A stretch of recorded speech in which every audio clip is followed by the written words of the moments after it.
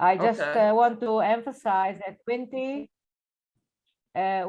is a medical student from Ben Gurion University, the Medical School for International Health, and she is Ghanaian, and she is now doing her residency in the United States at Mayo Clinic.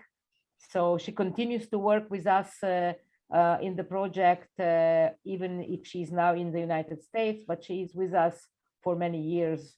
So Wentiirim, please. Thank you. I'm going to share my screen.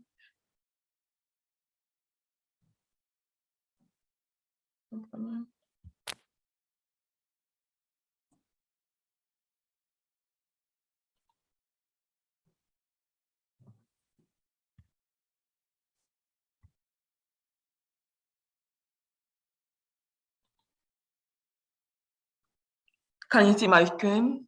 Yes. Okay. Okay, so today I'm just going to do a brief overview of sepsis. It's not going to be very detailed, but hopefully we can get something out of this. I go by Wentiirim, and today I'll be talking about neonatal sepsis. So hopefully we'll be able to kind of go through the following. We'll be able to kind of understand early and late onset sepsis, try and identify some of the main microorganisms in low middle income countries, be familiar with some risk factors and some clinical signs, go over the evaluation and the management, identify some preventative strategies, and then also review antibiotic resistance.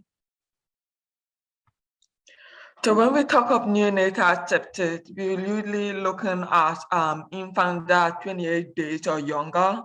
And it's a clinical syndrome, usually kind of being identified by some clinical presentation signs that lead to signs of infection. And the gold standard is being able to isolate a bacterial pathogen or a microorganism that may be causing the infection. And when we talk of neonatal sepsis, there are usually two different categories we can think of, and it's early and late onset sepsis. But before we go into this, discussion about sepsis is important because it kind of can lead to a range of severity. The baby may get infected and have bacteria in the bloodstream. If this is not treated or controlled, they eventually go on to have full-blown sepsis, and then they can also have septic shock. If this kind of goes on, it can affect multiple organs in the body and then lead to dysfunction and eventually death. And low middle income countries and a lot of developing countries, the neonatal mortality is high. And usually we kind of identify three main causes of this. One of this is usually birth asphyxia and respiratory distress syndrome, and the other is also neonatal sepsis and prematurity. I know early on in this workshop, we've been talking a lot about respiratory distress and how to control it, but sepsis is also important because it also has a high burden. Did you say something? Just please, everybody who is listening, close your microphones to prevent some extra noise. Thank you. Okay, I'll continue then. So with early onset sepsis, the difference between that and late onset is the timeline. So now, earlier on, there used to be an older definition where we'll say it's before 7 days of life. But more recently, more definitions that are coming up is kind of infections within the first 72 hours of life, so kind of within the first 3 days of the baby's birth. And their main causes usually vertical transmission and the use of forceps, and I'll explain this further. So usually when we talk of vertical transmission, we are kind of talking about infection from the lower genital tract of the mother kind of being ascending. So when you think of vertical transmission, how I think about it, if you think of something vertically, so kind of something moving down, up. So if you look here, the mother is usually colonized with some body flora that is kind of around the lower genital tract. The baby is within, and the baby is kind of protected by the amniotic and chorionic membrane. And this form kind of like a protective barrier around the baby. If somehow there is a break in this protective membrane, the bacteria is kind of able to move up to kind of in a vertical transmission, can colonize the area. And if there's any breakage, they can kind of gain access into the protective barrier of the baby and eventually go and infect the baby. So when there's any sign of infection in the lower genital tract of the mother, that is a huge risk factor. And this is one reason why one of the risk factors which will discharge is prolonged rupture of membrane. The longer the mother has a prolonged rupture of membrane, the greater the time it is for the baby to get infected. The other thing that I had mentioned was the use of forceps. So during the delivery process, forceps can be really hard on the baby sometimes because the skin is a protective barrier for the baby. And the use of forceps can kind of cause a break in the skin that can be an entry point for bacteria to also go in. So with early onset sepsis, this is when we have infection in the baby within the first 72 hours. And because it's so close to the delivery, we say it's one of the main causes.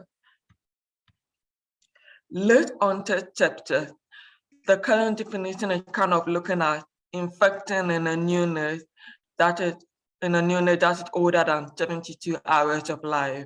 So any neonate that is older than 3 days and present with an infection, you also be thinking of late onset. The older definition was greater than 7 days, but that is changing now. So with vertical transmission, usually what happens is sometimes during the delivery process or during the birth process, the baby may have been colonized with the microorganism, but it actually didn't enter the bloodstream around that time. And eventually something happened and they got the bacteria into their bloodstream.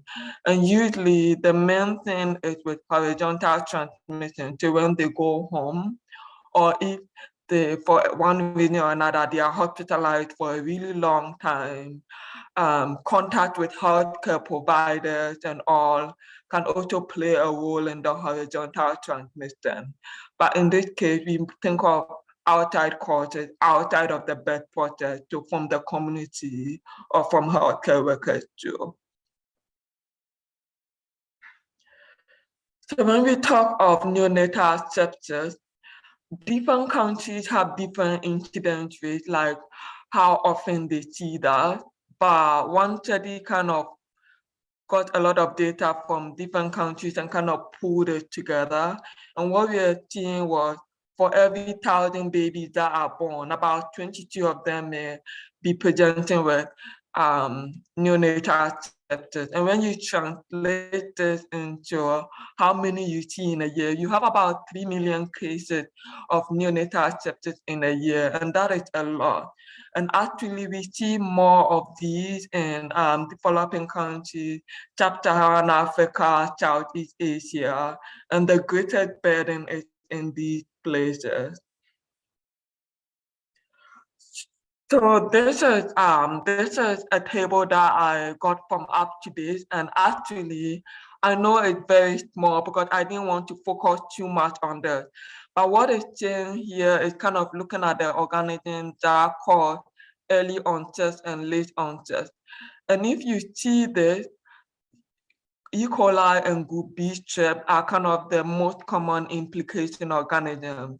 But however, these are the most common implication organisms in developed countries. A lot of studies have been done in developing countries, and actually a number of studies have been done in Ghana. And what we found was the organisms were a little bit different. So in developed countries, group B strep and E. coli were the commonest one, but in places like Ghana, what they were seeing is they were actually seeing coagulate negative staphylococci, staph aureus, and E. coli, and a lot of gram negative, which is Klebsiella. And this is important because the type of organisms you have in your area will kind of determine what antibiotic will be more effective and the recommendation that you be making.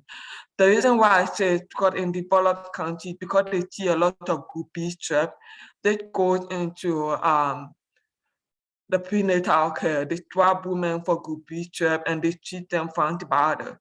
But in places like Ghana, we are not seeing that high burden of group B strep, so that recommendation may not be that helpful. So let's talk a little bit about the risk factors. So these will be helpful when you are getting a history. If you have a mother that had prolonged premature rupture of membrane, so like I said early, with early onset, you'd be thinking of vertical transmission. So if there's a break in the barrier early on, there is more time for the bacteria to attend and infect the baby. So the longer a mother has prolonged pre-rupture membrane, this is a risk factor. If they also have chorioamnionitis or intraamniotic infection, this is also a risk factor. If they also had a UTI, urinary tract infection, this is a risk factor for the baby to later develop neonatal sepsis. And if during the delivery process, the mother had a fever, this may be indicating that she may have some infection going on that may also pass on to the baby. How about the baby themselves? What might predispose them to getting sepsis?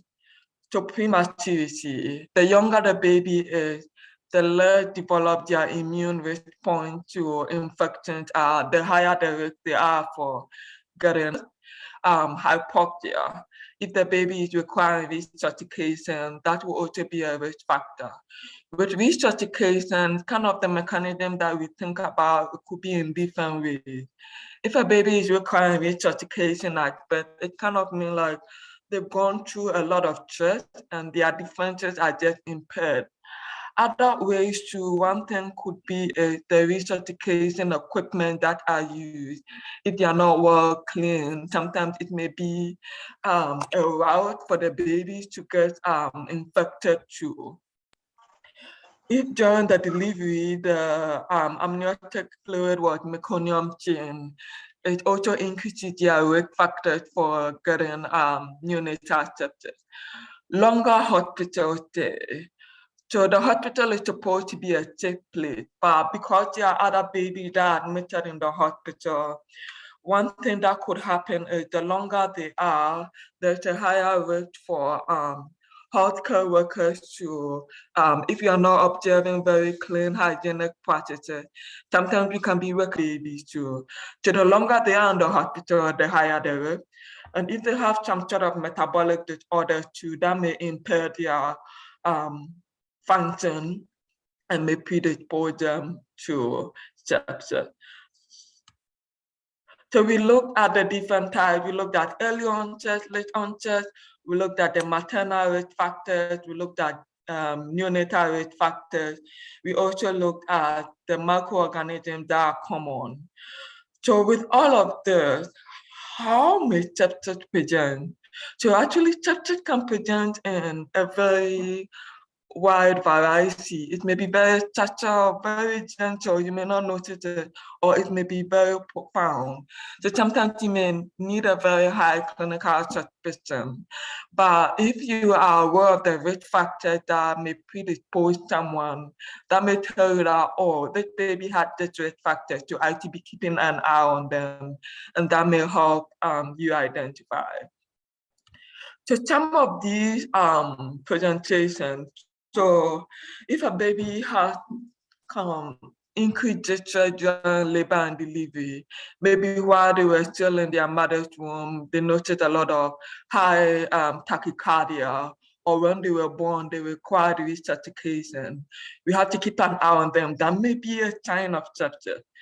If they have persistent abnormal temperature, so you are noticing temperature greater than 38 degrees Celsius, or for premature babies, sometimes you'll be noticing lower temperature. So temperatures less than 32, 35 degrees Celsius, hypothermia, and you make sure that the surroundings are okay, but they are still having persistent abnormal temperature. That may be a sign of sepsis. Respiratory distress, so they are breathing really fast, they are having indrawing of the chest. I know earlier during this workshop, we talked about different causes of respiratory distress, like tachypnea of the newborn, and if they are premature, respiratory distress syndrome. But sometimes sepsis can present in that way. So even if you are thinking of other causes of respiratory distress, you have to also remember that sepsis could be a cause. Cardiac, if you're having poor perfusion or really low blood pressure, actually, when you start seeing low blood pressure, it's a late sign of sepsis that could tell you that they may have progressed even further along, but that would also count. And if you notice abnormal neurologic signs, so the baby has really poor tone, they are lethargic, they are not feeding too well, they are more irritable, that could also be a sign of sepsis. So like I said, there are so many different ways it can present. It may be very gentle or it may be profound, but all of them could be the presenting sign. And this is the table that kind of showing the different ways they can present. I've spoken about a lot of these, but there are other ones on this. If they have abdominal distension, they have early onset jaundice, really early onset, and seizures. Sometimes too, they could also be a sign. But there are some signs that are more common than others. So definitely like increased temperature, respiratory distress, tachycardia, lethargy, poor feeding, apnea. These are kind of more common ones. So if you have a baby that is presenting with this, what do you do now? But before I go into that, I want us to kind of highlight a little bit of this. So I'm sure a lot of you may be familiar with this sign, and this is something that a lot of people use in places in Sub-Saharan Africa and a lot of places. So what happened is the World Health Organization came with some ginger signs. Some of these signs are fat breathing, chest indrawing, abnormal temperature, not feeding. And these were signs like if you see this, give antibiotics, seek advanced care. So there is something I want to mention about this. This has been very helpful because it kind of lets people be more aware of what could cause sepsis and cause them to present to the healthcare facilities for further workup. So we say it has a very high sensitivity. It means it helps you to find people that may have sepsis, and then you wouldn't miss too many of the two cases. However, these signs could be signs of sepsis, but maybe there could be signs of other things out. So it's such a low positivity, meaning because it's so eager to find people, sometimes you may actually be treating people that may not have sepsis. So this is where our clinical assessment and management may help. When they come in, we'll kind of observe them and do a full examination to see if actually they are presenting with sepsis or not. So if you have a baby that comes in or a baby in the hospital from delivery, what is our next step? So you notice that the baby is having all these clinical signs that may predispose to, that may hint that the baby may be having sepsis.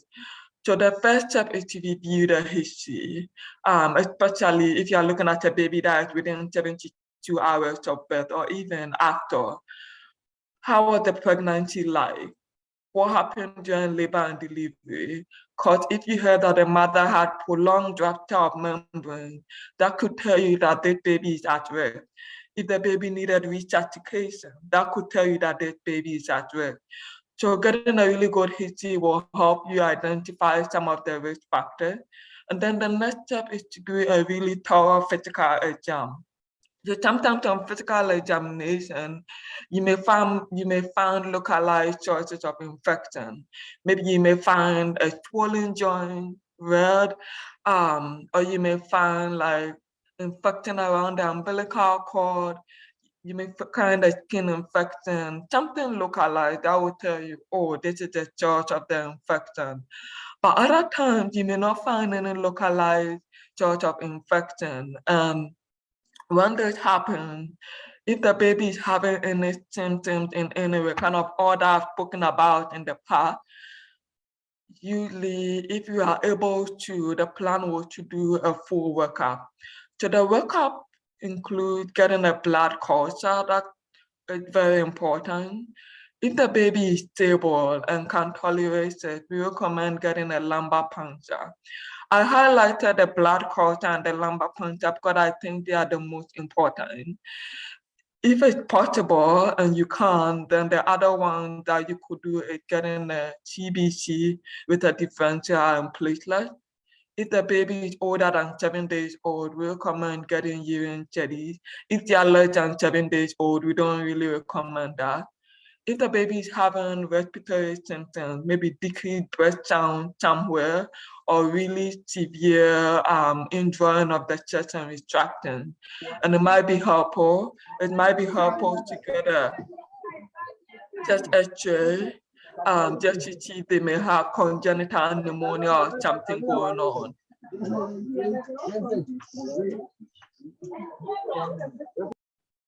And then at that point, the plan will be after you've gotten the workup, start the empiric antibiotic. So usually we recommend getting blood cultures before starting the antibiotic. But if for some reason it's going to be delayed and might impair the care, we'll just start the antibiotic to treat the infection. So the symptomatic infant, if the baby is really ill appearing really sick, they are concerning findings on physical examination. If you have some lab results that are showing some abnormal values, these without question, you have to start antibiotic on them. But what happens if you do your physical exam and then the baby is well appearing, the baby doesn't really appear sick, and then the abnormal findings are resolving? So this will depend on where you are. Different places have different protocols for this, but usually because they are so young, within the first 72 hours or even within the first week, usually sometimes what we say is get a blood culture. And then for a lot of places, what they recommend is starting the baby on getting a limited workup, which is a blood culture, and then starting the baby on a 48-hour course of antibiotics while you wait for the blood culture. If the blood culture grows something, then we know, okay, we have a source of infection, and then you do the full course of the antibiotic course. But if the blood culture is not growing anything after 48 hours, the baby is still well appearing, then depending on the protocol, sometimes they may say stop the antibiotics at 48 hours and then close observation. So this varies on the protocol. So there's just one protocol that I'm going to pull up here. So this is for a baby age 21 days that we use here. And this is for when they are well appearing, no evidence short of infection and temperature. So we'll get the initial workup, like I said. The other thing that we also consider is HSV, because sometimes some mothers may have vesicles or they may have a history of herpes simplex. But that one, we may add a cyclovir, which is an antiviral. And then here, if there is no microorganism that was identified, we just continue after 48 hours or even 36 hours and then observe. So this is one protocol, and protocols are based on the location and kind of other factors that may impair the treatment. If the people live really far away and are not close to the hospital, sometimes that may change how you manage it. So I asked Dr. Achia and Dr. Rita for the protocol that you use in Kumasi, and that is what I got. So I'm going to divide it into different aspects. So the next slide will show a closer look at this. So if you are looking at this one, so looking on this side, it kind of tells you about the risk factors that we spoke about: fever, prolonged rupture of membrane, meconium chain amniotic fluid. And then it also talked about some of the clinical signs that you see. If you have signs of a local infection, maybe concern bulging function or concerning for meningitis, this is what was recommended. So establishing an IV line, getting a blood culture, and then also to getting a lumbar puncture if it wouldn't delay care before starting the antibiotics, because that will help you with further management. And then the recommended empiric antibiotic is ampicillin and gentamicin, though I know like other places may use a different combination of cefotaxime. And then if you are concerned for skin infection, doing clozatilin. So here the recommendation was the full course could be 10 days. If the baby is not improving in 3 days, maybe the baby is not getting good coverage with the current antibiotic, or maybe there may be something else going on. But there was something here that if the baby has no signs of severe bacterial infection, or blood culture is negative, stop the antibiotic. And then also further here, it says if the baby is well, stop the antibiotic after 3 days and observe for an additional 24 hours. So this is the protocol there, and I feel like it has really excellent recommendations here, especially for a well baby, stopping the antibiotics after 3 days. The other thing too was consent for meningitis. So sometimes a baby with sepsis and meningitis may present in the same way as a baby with just sepsis. Sometimes babies are not able to have the Borden fontanelle or lethargy that may be very obvious in older children. So you may have to do a lumbar puncture to rule out a meningitis, regardless of how they are looking, especially if they are so young. And here, because of meningitis, the other addition or the change in the antibiotic is adding an extended spectrum cephalosporin. So the extended spectrum cephalosporin will have greater gram-negative coverage, and they also have better TNS penetration. I think they can go to the brain and also treat the meningitis. And I think the other nice thing about this is also, other than treating the sepsis, also treat any other symptoms that the baby may have. So if the baby is hypoxic, treat the hypoxia and give oxygen. If the baby is having convulsions, be concerned for seizures and treat with phenobarb. Also to making sure that they have adequate blood glucose levels, to checking for hypoglycemia and treating it. And if the lumbar puncture results are time containing for meningitis, they will need an extended coverage of the antibiotic.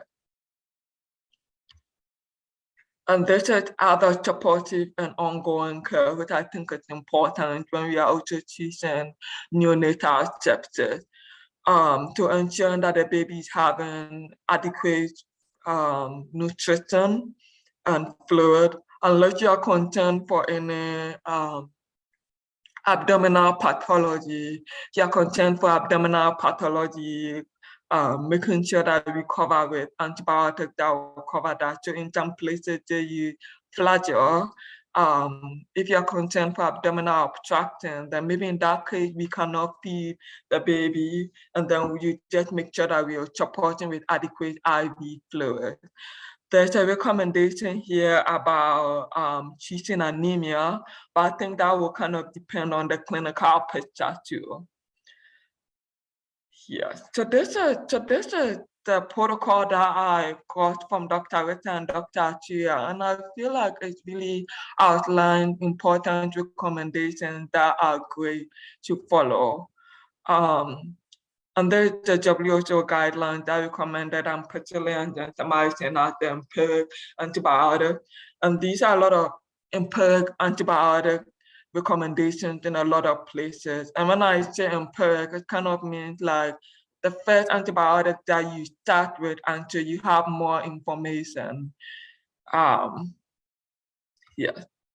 And then, like we said earlier on, also making sure that other aspects of the baby care is also optimized.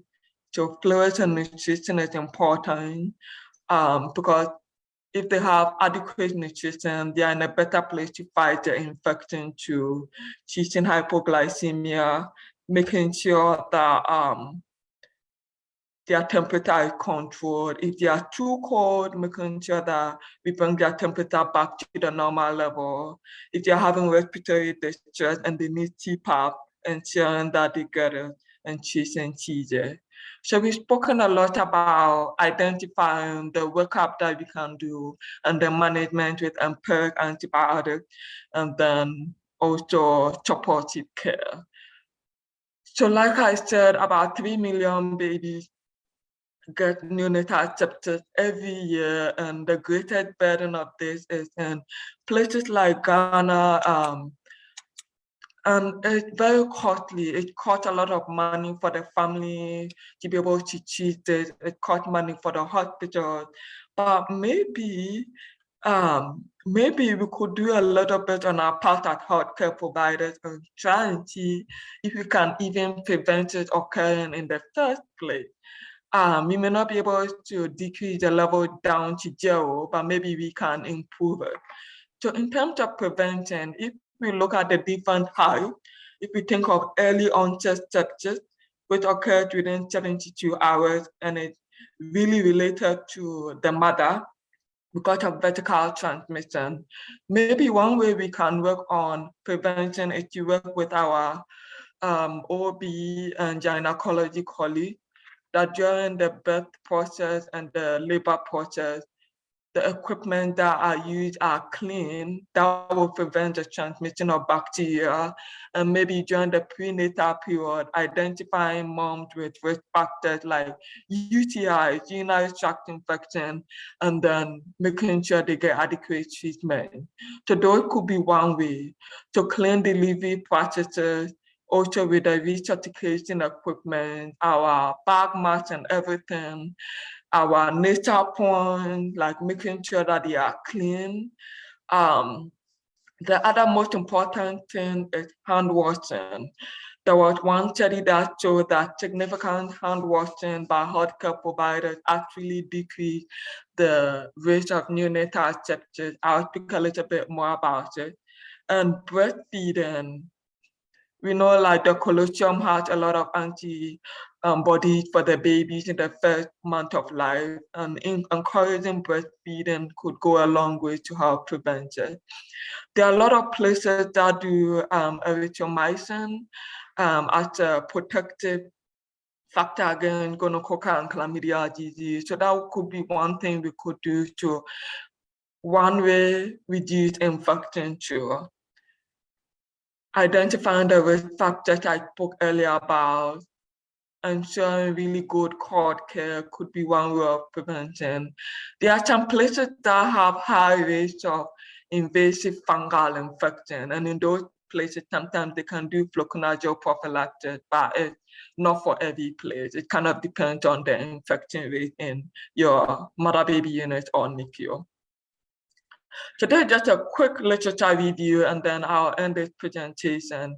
So we have recommendations for ampicillin and gentamicin. And this was a study that was done in Ghana, published about 6 years ago, that was asking if the current recommendation for antibiotics are adequate. And then another one that was recently published last year was looking at neonatal intensive care units neonatal intensive care units in 37 and Kolubu, and they followed babies that had neonatal sepsis, and then they found out a lot of interesting things. So one of what they found out was that, like I said, this particular place, they had a higher incidence of infection caused by gram-negative compared to other places outside of Ghana that have more gram-positive. And the important thing they noticed was that a lot of the babies that had neonatal sepsis and the causes actually grew some organisms. The organisms were resistant to the ampicillin, gentamicin, and cefotaxime. And with this, what that means was that the antibiotics were not working, or they were not that effective on the bacteria. And the babies that had organisms that were resistant to the bacteria, they had a higher rate of dying from the sepsis. And they noticed that when they implemented a hand hygiene intervention at Kolubu, that may have decreased the incidence of bloodstream infection. So this goes back to hand hygiene. Hand hygiene can go a long way to help decrease neonatal sepsis, and that is one thing that we could do. So kind of wrapping this up, we are having more antibiotic resistance, and this is threatening our progress against neonatal sepsis. So what can we do? So it's important to kind of have a protocol that has antibiotics that have been shown to be effective to the organisms in that area, so kind of the organisms in the Kumasi area. But this will mean that we require a lot of research and all that may be expensive. But maybe what we could do is, other than developing effective management, we could make sure that we deliver the right antibiotics to the right patient at the right time. So if you have a baby that has been on antibiotics for 2 to 3 days and the courses are not going anything, or the baby is well appearing and there is no concern for further sepsis, and there are no clinical signs to show that the baby is getting sick, maybe at that point we should consider stopping the antibiotic, because the longer they are on an antibiotic when they don't need it, the higher their risk of developing resistance. And if eventually they get sick, if they are resistant to the antibiotic, it means the antibiotic will not work and they could end up dying from an infection. So that's the end of my presentation, and I will take any questions at this point. Thank you. Thank you, Wendy. Can you get off the share screen, Yeah. please? Thank you for covering this very important topic. And I would appreciate if any questions are coming up.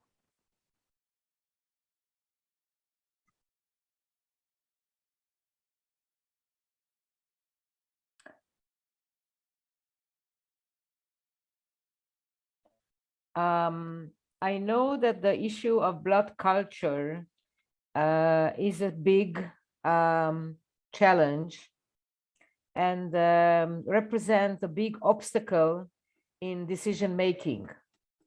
And I wonder, and I think that the teams will have to work on it.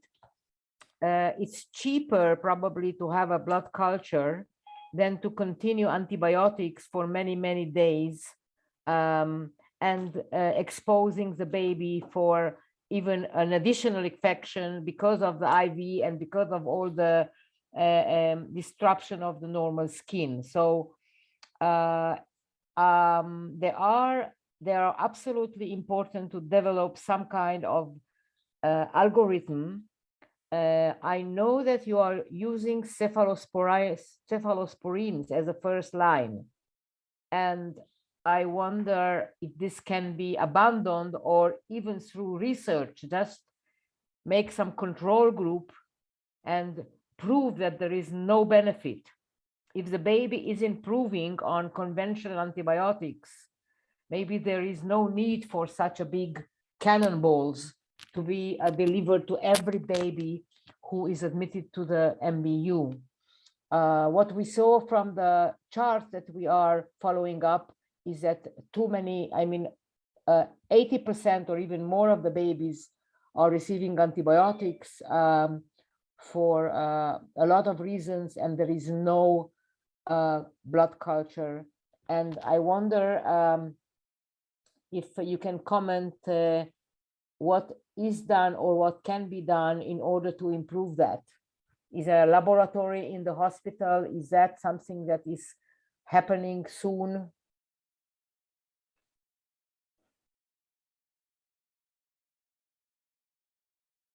Rita, Ashura, yeah. Yeah, so for Suntreso, we try to do blood culture as much as we can. So we cannot do it within the hospital. But we have somebody who is working at Confanochi. We talked to the president and he's coming to take the samples. The issues is that if the baby is being admitted at night, then he cannot come like late night. He will come for the culture the second day. And we can't wait. So we usually start antibiotics and then they take blood culture the second day. Another problem is the cost. Blood culture costs 90 Ghana cedis. Not all of them afford. But lately we have been doing a lot of cultures. Maybe I was thinking we should collect this culture maybe for maybe a 6 months duration or 3 months and see what kind of organism we grew and what are the sensitivity. Maybe that can help. Yeah. Okay, I am very happy that you try to do something. I think we will discuss it maybe later on specific possible algorithm. Is that a choice of antibiotic dictated by the Ministry of Health or by outside your centers? Or is that your local decision? Yeah, so with the Ghana Health Service, when we were doing training on every baby count initiative, the first drug of choice is ampicillin gentamicin, as WHO recommended. But then Confanochi had a study some years ago whereby ampicillin, most of the cases were resistant to ampicillin, but sensitive to cefuroxime. So now, currently, our first line is second generation cephalosporin with gentamicin. Yeah, but if we are suspecting like meningitis or if it's severe birth asphyxia, we go crystalline penicillin and then gentamicin. Okay, I strongly recommend, and I back up you professionally, just move back to the simple antibiotics. And if the baby is not improving, then maybe at the 48 hours, shift to another antibiotics, but don't use first line the cephalosporins. I would back up you professionally for just deciding to do it, write it on your protocol, and maybe do a study, 50% of babies like this and 50% of the babies like that, and you will see no difference between the two groups. But it's very, as Wenti said, it's a global problem. Then when the baby really gets sick, they are sick from organisms that are not responding to the antibiotic and they die. So this is I would really hope that you can make this change together with your, you discuss it with Rita and see how much this is it's absolutely an acceptable practice. It's not an unacceptable practice. Yes. Another thing that I have is on the, like the way Wenti say, we are using the danger signs. And we are seeing a lot of babies who are coming with only fast breathing, no any other danger sign. And so these days, especially if the cesarean section, we tend not to start antibiotic immediately and wait for 24 hours. But then when the respiratory rates increase to be high, we tend to give antibiotics. Oh, can we mute? Susan, can you mute yourself? Yeah. So I don't know, what do you say about it? Just having a baby having only fast breathing, no any other signs. Well, Ashura, you know very well that Yeah. the IMCI was designed for non-physicians. Yes.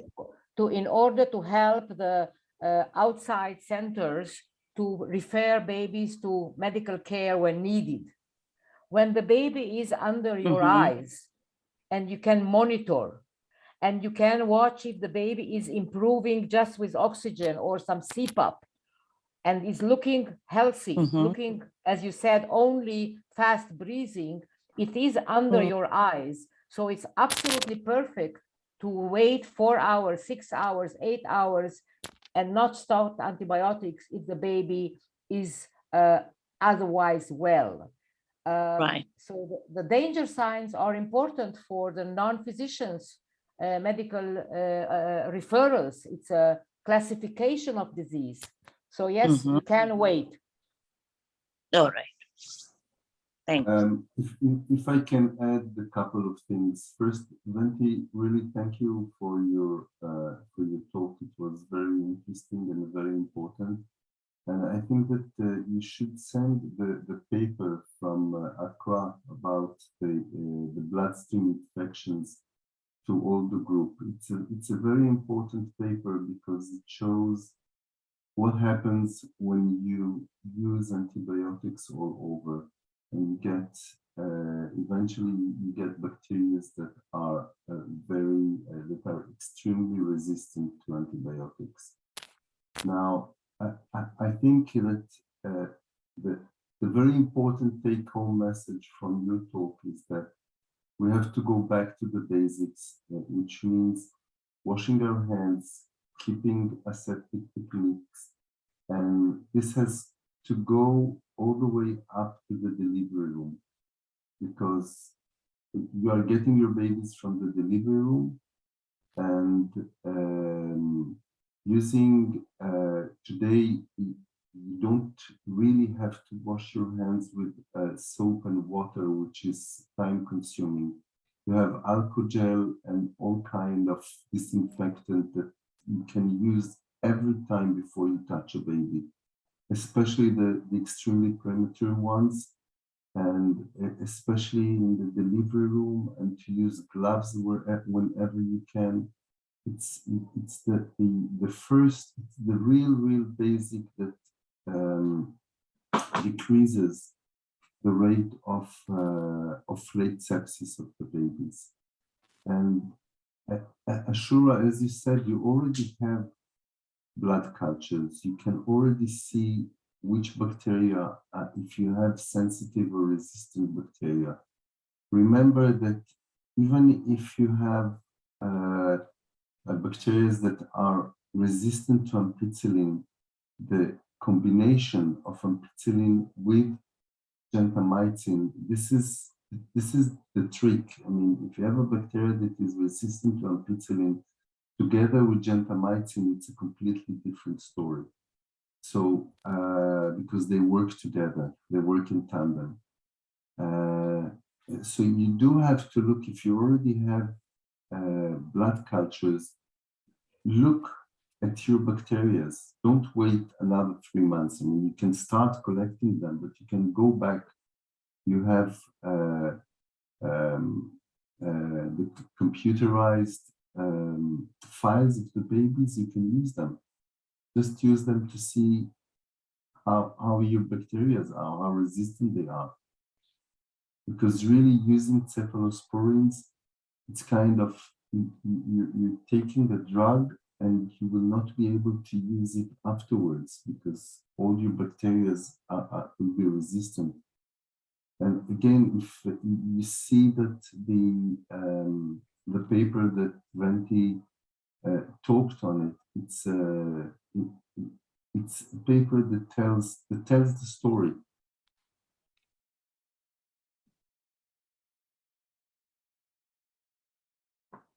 Okay, we have some questions. Let's see what it says. Wentiirim, you just got applause for having a wonderful presentation. And Wentiirim will send the paper to everybody. So I don't see any questions at this point. A hot topic to discuss on the unit level and make some decisions, and you have the theoretical backup for a good change in the practice in your units. The time is 6:30, which means that our meeting time is over. And I wonder if we continue for another half an hour, or do the same as we did last time, and the next meeting will be started by my presentation and continue with the case presentation. So please, Ashura and Rita, tell us what to do.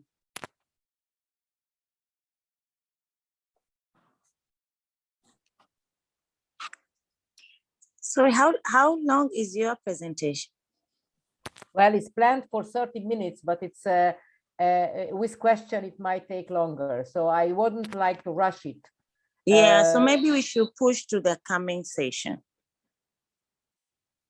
Okay, I think what we learn from this meeting that usually we need, in order to have good, effective discussions, we need time, and it's okay. That's why we are open to being flexible and just digest two important topics that were discussed in this meeting, and continue to have discussion in between yourselves in the units, and send us questions, and we will be happy to answer if we can. So thank you, Wentiirim, for a very wonderful, clear presentation. And thank you, Yankele, for also a very clear presentation, which is very welcome. And remember that all the presentation will be available on the YouTube, Benil? On YouTube. Okay, wow. Okay, so Elon, closing remarks, please. Wentiirim, anybody? No, I will, as I said before, we have to discuss the issue of the CPAP machines together. Rita, Ashura, we have a group with Agi together, and we'll try to discuss it and see how we solve this problem. Okay, because it seems that you have machines that are not working, and it should be fixed. Otherwise, it was very good session, both sessions. Yankele is still here around. Thank you. It was really great to see you and to see that you're still with us. And thank you to all who participated. Okay, thank you for Professor Karpus also, who is each time he follows what's going on, and he had to leave a little bit earlier, but he was with us almost all the meeting, and we always consult him with his wise thoughts and advice as we go. So see you in 2 weeks' time on the 19th. It might be that we will initiate, Ashura, a meeting regarding these equipment issues to make sure that we can move things forward as fast as possible regarding the equipment. And for all the nurses, if it's possible to open for a second the picture so we can have a little bit of faces, and I take a fast shot of the screen saving so I can see the nursing faces, if it's possible. If the line is possible, just for a second, turn on your videos, please.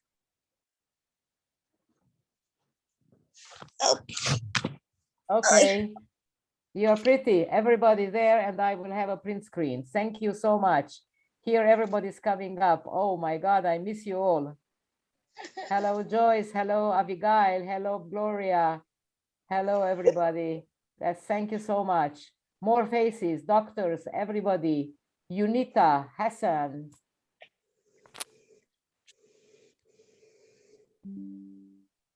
Okay, some more, please. Dorothy, Badiwa, Deborah. Show us your beautiful. We are here. Yes, I can see. Okay, I still have too many black boxes for a nice screen shot. And I will send you to you all. Please open your video for a second and put your face in the middle.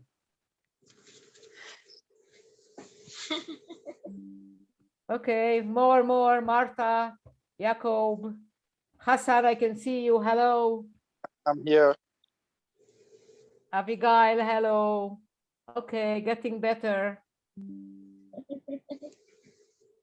Okay, I see you're shy, but for the next meeting, prepare yourselves nice. So we do have this screenshot, okay? Okay. We need it for the closing ceremony, so you can see how it looks like when we are in 5 different corners of the world. Okay, so have a nice evening, and next